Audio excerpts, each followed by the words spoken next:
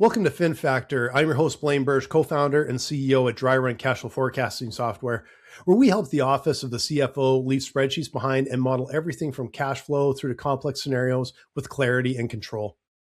And joining me today is Jared Leuschen from Blue Tree Technology Group, where they help businesses unlock the full potential of technology by delivering enterprise-level IT leadership at a fraction of the cost. And today we'll explore the hidden costs of neglecting strategic IT guidance, how CFOs can build the case for fractional IT leadership, procurement without vendor lock-in, and the practical frameworks to rescue stalled tech projects before they become costly write-offs. Welcome to the show, Jared. Thank you for having me, Blaine. So to kick it off here, I want to see, what is the real cost of not having some sort of strategic IT leadership? Because I know there's a lot of companies that it probably gets pushed in the corner and it's like, it's good enough. But, when they start growing, oftentimes businesses don't realize kind of what it's costing until it's almost too late.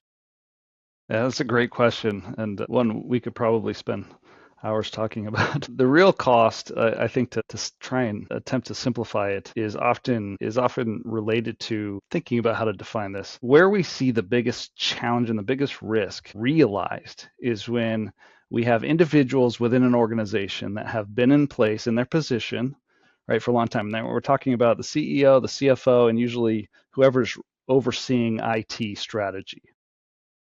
These individuals are doing their job really well typically, and they are focused on doing the best job they can for their organization. But what they're typically not getting enough of is outside voice, outside information, that what their peers are doing, what their competitors are doing, what the market in general is doing. And because of that, there's a limited set of knowledge base, right, that they're leaning against to make strategic decisions, to make important buying decisions. And so a lot of times what we see more often than not is decisions being made without enough information to be making those decisions, right? And so we get down the path at some point, maybe it's a month, maybe it's 6 months, maybe a year after some of these big, large, important decisions are made. And the people who made those decisions are realizing the impact or the risk that they just didn't even know to think about, didn't know the questions to ask, right? Because they didn't have the right expertise in-house for doing that thing that they've never done before for their organization. And so having outside expertise to come in and bounce ideas off of, and to brainstorm, and to whiteboard, and to talk about the risks that they've seen in other organizations, that can be very valuable before we even get started going down a specific path.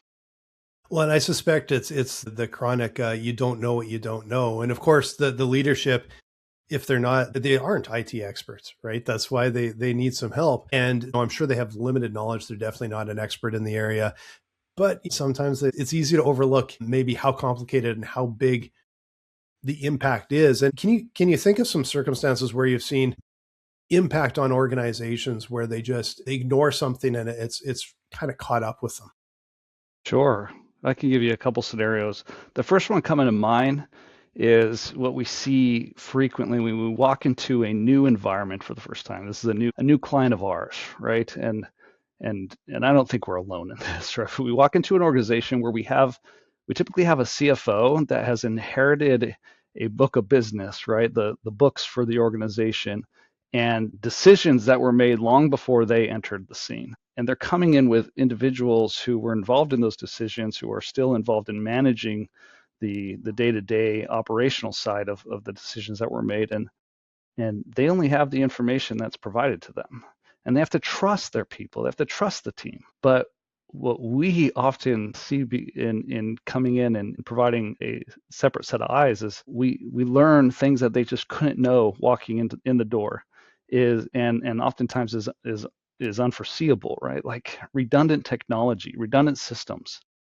We have what we refer to oftentimes in the industry as shadow IT, right? Where we'll find out that the same functionality that one software solution is providing for marketing is being, a different software tool is being subscribed for by HR or by the sales team. And so we have overlap, redundant systems. We're paying double or triple, sometimes quadruple the amount that we could be if we were to consolidate and standardize. It's difficult to identify what those are, let alone figure out how to reduce spend in that way. That's That's a very common theme that we see. When it comes to new decision making, there's a process to follow that allows an organization and the executives in those organizations to have confidence, short term and long term, in what decisions they are making.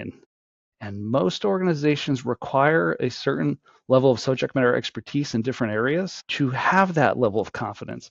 We need analysts that understand how to pull requirements to do this new thing they've never done before. We need project managers that know how to take an initiative that is net new for them or something that they don't experience implementing all the time to get to successful completion. We need someone that knows how to hold outsource third-party support accountable with KPIs and measurable results. We need someone that's going to hold both internal and external people to a budget, right? And depending on the type of project, whether it's a software implementation or a custom build or infrastructure or network, these require different types of experience, different types of skill sets. And most mid-sized organizations don't have the budget to staff these people all the time because they're not doing these projects all the time. And so one of the big areas where we see a need, or at least a strong pull for outside support, is to augment those gaps in experience and expertise to help ensure that an organization and the executives are making really good decisions before they sign on the dotted line, whether it's hiring someone or outsourcing support for the first time. Well, and these technology costs they can, especially for a mid-market business or larger, they add up, and they can add up really quickly. And we talk with a lot of ERP implementers because, of course, we pull data from the ERP and build out forecasts from it. And it always shocks me on the failure rate of ERP implementations, on the failure rate of AI implementations. They're so incredibly costly, but they're also not just dollars and cents. It's very costly from your team's perspective as well. It's completely disruptive to your team. Dollars going out the door. The disruption leads to all sorts of lack of confidence, frustration. There's so many effects on an organization. And that's just when you're trying to put in new software. And then you started out with, they probably have problems with their existing software they don't even know about. And you start to look at the costs compile so quickly. Mm-hmm. But like you said, there's probably just still not enough work to have a team there or someone in there full time all of the time working on this for a lot of these organizations. Yeah, I've seen that a lot. Right? I talk to a lot of CEOs and CFOs that some frequently. Define frequently, right? Probably once or twice a month, I get pulled into a conversation with an executive who's in the middle of an ERP implementation specifically, and they're talking about everything that has gone wrong over the last 6 months and how they don't know what to do because they're in so deep financially, and they don't know if they should pull the plug, start over, or if there's a way to save it. And and how do we recover? How do we get to an ROI that actually makes sense that they can present to the board and say, hey, we didn't foul this up completely, when they had very little control over it because they just didn't have a good enough plan to begin with.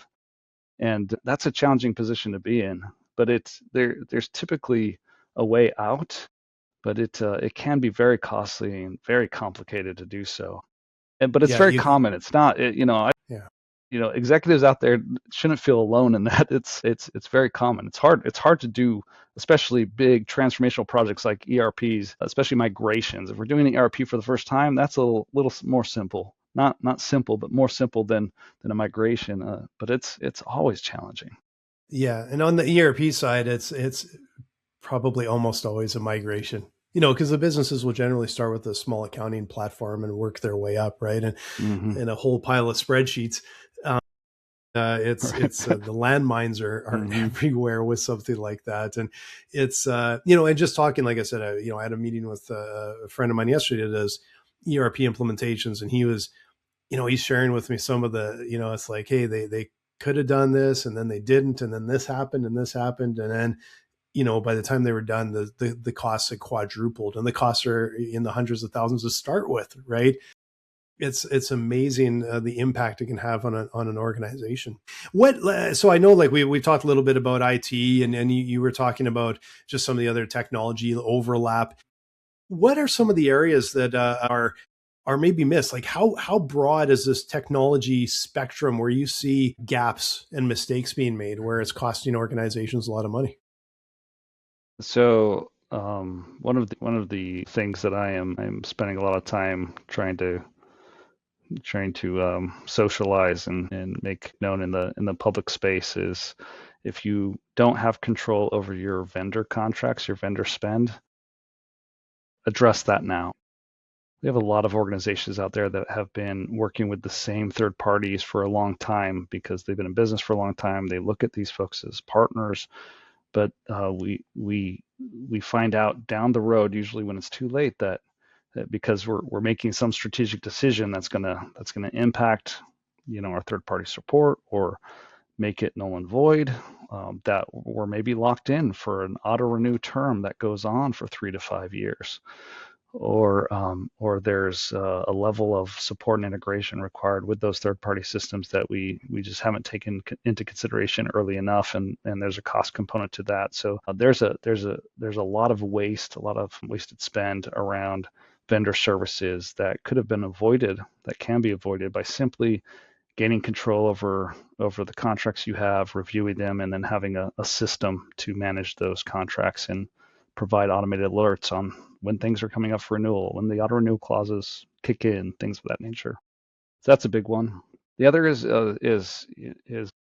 boils down to the people component, right? The human component.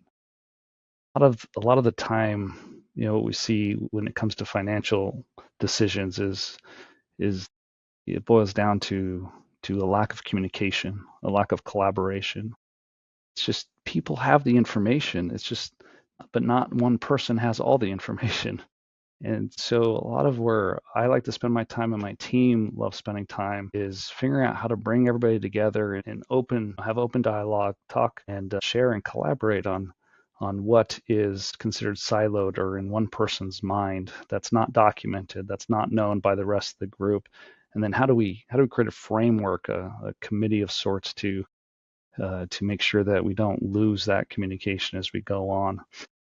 People have fear, right? They operate in fear a lot of times. And so if you have a new CFO coming in and they're talking about cost control, and you have a VP of IT or a CIO that is trying to focus on innovation and supporting the business vision going forward, those two can be competing priorities, right? And there's a way forward for that. You throw in someone responsible for risk and compliance, that's another layer altogether, right? And so we need to figure out how do we bring people together to talk about what motivates them, what's a priority for them, and when we identify what those things are and how, and can see each other for who we are, and that we're all here to accomplish the same mission, it can create some magic and allow for those barriers to come down, people to not feel so threatened that their job is at risk, that the decisions they've made historically are at risk, that we can remove the ego and start to make decisions that actually benefit the group,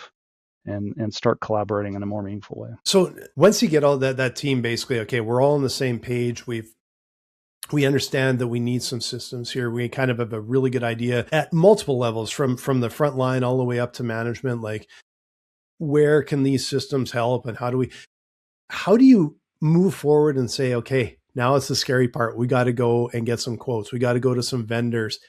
What are some of the best practices for making sure you're covering all your bases and getting the best vendors in the door to review? And how do you make that decision? And also, what are some of the landmines that you see where these vendor lock-ins go sideways? This is a really good question. Yeah, so I like to start with requirements gathering. Like, it's so important. Before we start talking to anybody about the art of the possible, we need to know what we're actually trying to accomplish, and be very, very clear on that, and document and make sure that we understand who our stakeholders are in that decision-making process, and that everyone has bought into the mission, what those success criteria really are. And then once we have that documented, so in the form of a project charter, or maybe a request for proposal, or whatever we're going to name that document, We then want to go to market in a very systematic and best practice way. And that usually starts, or should start, in my opinion, with subject matter experts. There are a lot of third-party advisory firms out there that provide expertise, that have expertise to share. Not all of them charge money to provide that expertise. There are resources available to us before we even start thinking about who to bring in to take advantage of who we know has been successful doing a similar type of project in the past. We should leverage those firms, right? Firms like Gartner and Forrester are known by a lot of organizations because they're the big gorillas out there. But there are a lot of other firms available too that can provide expertise. But we should leverage that. We should find who our advisory team is in this subject matter area that we're focused on, and then we want to figure out how to narrow our view, because so much new technology coming on the landscape today, right, in the market every day, new software tools, etc. How do we narrow that list down? And so we want to have a process, a methodology for filtering out to get down to just a select few, anywhere from 2 to 5, 5 being max, of potential partners, vendors that we think could perform and do a good job based on the advice that we got before walking into that scenario. We want to focus on how to narrow those results down based on business, based on success metrics, based on client references. Can they check all the boxes that are important to us? And then we move from there into a shorter list of actual evaluation, where we're going through features and functions and support and contractual SLAs and pricing and all the things that we need to make a final decision. Having a methodology, there is a way to do this well, but there's not one way to do it right. Having methodology is what's important. The exact methodology used is less important, just so it makes sense for the organization and it falls in line with their culture and doesn't disrupt operational process and in the flow and the workflow. Negotiations don't usually take as much time as vendor evaluation, because during vendor evaluation, we're talking about everything under the sun, so we can get to a decision on how we're going to move forward. But the negotiation process can be lengthy because we're trying to take what we've usually spent weeks or maybe even months talking about and distilling it into a centralized set of documents that we're agreeing on that's going to hold both parties accountable. And there needs to be a methodology for doing that well. And we usually have different people, different stakeholders involved in that process, such as legal counsel, et cetera, that are not involved in the evaluation process. And so having that methodology, I go back to that, Blaine, right? Having that methodology, understanding what are those steps in the process to get from identifying and qualifying and prioritizing an initiative to having a signed contract with a vendor that's going to take us down this path to success. How do we get through that? And do we know who our stakeholders are, who our subject matter experts needed in each of these steps, who our internal people are, where our gaps are, so we're bringing those outside help in when appropriate? Do we understand that? And if we do, does everybody understand that? And has everybody bought into this? And are we clear so that we can follow the process and get to a successful end? That's the most important thing in my mind, because we'll find the people, right? We're all capable. We can do the research, but do we know who's going to do the research and how much time they're going to spend on the research and what they're researching? Yeah. Yeah. We see so often businesses that come to us and they're on an ERP. This is just, we see this all the time. That's why I'm mentioning it. They're on an ERP it's a vertical specific ERP. And, it's because they sell, green widgets, and this thing's made for green widgets. And it does one thing really well. That is all. It cannot do anything else. And they are so stuck on everything. But it does this one thing we really need. And it's amazing how often the one thing they really need, you could actually build that in pretty much any ERP on the shelf that could do it pretty much everything for you. And it's chronic. But going through the process that you talked about would likely eliminate those problems, because unless there's something that is like, you can't do it anywhere else and it literally drives the business forward, it's I think a lot of times these decisions are just made on a very simple basis, but it's complex, it's complicated, and there's so many moving parts and so many people involved. Yes, I agree with that. there has to be a way, a methodology for prioritizing the decisions we make along the path, whether it's the type of vendor we're going to bring in, the type of initiative, the features and function set, right? You're talking about a specific functionality that may only fit 10% of the needs of the ERP system, but one stakeholder might put a lot of weight towards that thing, whereas another one or another business unit might put less weight. And so how do we decide how much weight to give a thing, and how do we get buy-in to make sure that we're all on the same page, so that we don't get 3 months down the road and people are complaining because they're not getting the thing that they thought they were going to get. It's not easy. It takes time. It takes effort. It takes patience. Of a lot of education. Yeah, yeah. And then they come to us and say, we really need to forecast. Do you guys integrate with Green Widget ERP? And you're like, Right. Sorry to say, nobody does. That's just not going to happen. It's you're on your own. And we have ways to. I forgot to mention 6 months ago about this thing that's really important to me. Yeah, exactly. That's exactly it. And what are those warning signs? What are some of the other warning signs that this is kind of going sideways, right? Like that you've got some problems in your process and your procurement. If we don't, project management's critical, right? If we don't have a project manager who has not only established confidence, but continues to establish confidence that they know exactly where we're at in the project and exactly where we're headed and how we're going to get to the goal line, and they can't show evidence of that, that's a major red flag, right? From day one of project kickoff to the completion, at any given moment in time, I should be able to ask the project manager, where are we at? Show me evidence. So that's a big red flag. That's an easy one, and usually the biggest red flag, most easiest one to spot at least, is financially, do we have a schedule, a monetary system that's aligned to a contract that tells us when we are spending X amount of dollars as we move forward in the process?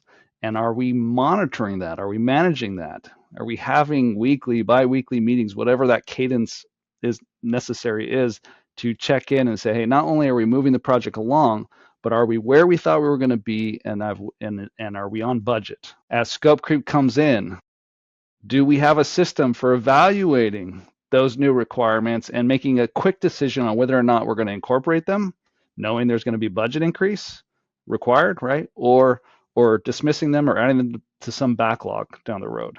We see financially scope creep come in, and it's usually the biggest cause for breaking through our ceiling.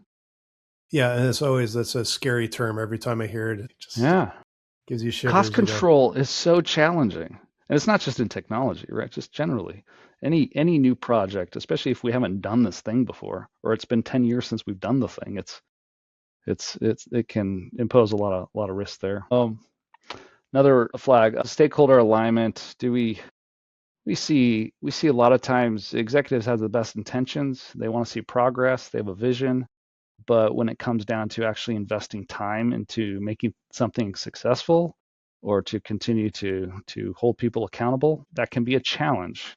And so we see oftentimes the executives, our project sponsors, are not investing the time as much as they need to make sure that the team knows that this is a priority for the business. And then the last one is just like, does everybody involved know why this is important for the business, how it aligns to the vision, right? Are they bought into that, or are they just getting handed a set of tasks that they need to complete and telling to get it done without understanding the why? So if we identify that we don't have a why, or that it's appearing like people are not clear on the why, we need to take corrective action on that immediately. Yeah. This has been incredibly valuable, Jared. Who should be getting in touch with you, and how should they get in touch with you if they need a hand with their organization? Any CEO or CFO that feels like they are lacking confidence in the decisions being made by their team, their organization, decisions they're making themselves, they should reach out. We can help or point them in a direction towards someone who can. I can be reached directly on LinkedIn. Go to my profile. Otherwise, our website has a really easy form to fill out to request Terrific. And I'll make sure that both those links are in the show notes for you. And if you're a CFO, a controller on the finance team, and you guys are buried in spreadsheets to forecast your cash flow, especially, and figure out where your business is going, be able to report something that's clear and easy to understand to management, please come see us at dryrun.com. We would love to help you out and get you out of those nasty spreadsheets. Thanks again, Jared. Really appreciate it. Thanks for having me, Blaine.